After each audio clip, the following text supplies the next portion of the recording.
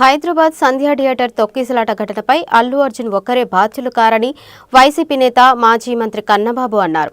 ఇందులో పోలీసుల వైఫల్యం లేదా అని ప్రశ్నించారు. అల్లు అర్జున్ను ఉద్దేశపూర్వకంగానే అరెస్టు చేశారని ఆరోపించారు.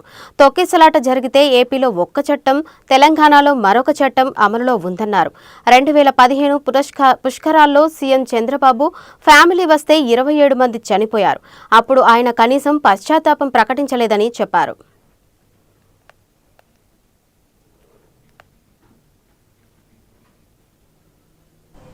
నిన్న జరిగిన అల్లు అర్జున్ గారి అరెస్ట్ అనేది ఉద్దేశపూర్వకంగా జరిగిన కక్ష సాధింపులాగే కనిపిస్తుంది. దీంట్లో ఏమీ సందేహం లేదు.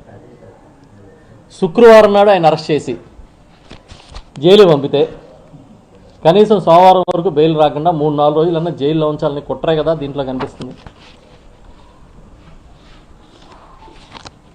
ఆయన ఒక థియేటర్కి సినిమాకి వెళ్ళారు. ఆ థియేటర్ దగ్గర తొక్కిసలాట జరిగింది.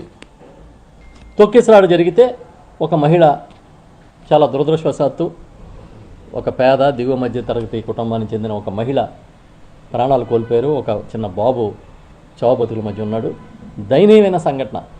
ఏ ఒక్కరైనా ఖండించాల్సిందే. దీంట్లో అసలు సెకండ్ థాట్ లేదు. కానీ ఆ సంఘటనకి బాధ్యుడు ఒక అల్లు అర్జున్ గారేనా? మీ ప్రభుత్వ వైఫల్యం లేదా? మీ పోలీసు వైఫల్యం లేదా? పెద్ద ఎత్తున జనం గుమ్మికూడిన దగ్గర మీరెందుకు నియంత్రించలేకపోయారు? అల్లు అర్జున్ అరెస్ట్ చేయడం మీద ఉన్న శ్రద్ధ మీ యంత్రాంగం వైఫల్యాన్ని ఎండగట్టే విషయంలో కానీ వాళ్ళ మీద చర్యలు తీసుకోవడంలో కానీ ఎందుకు లేదని నేను అడుగుతున్నా. ఖచ్చితంగా ఇది కక్ష సాధింపుగా కనిపిస్తూ ఉంది. ఎందుకంటే ఇవాళ ఈ దేశంలో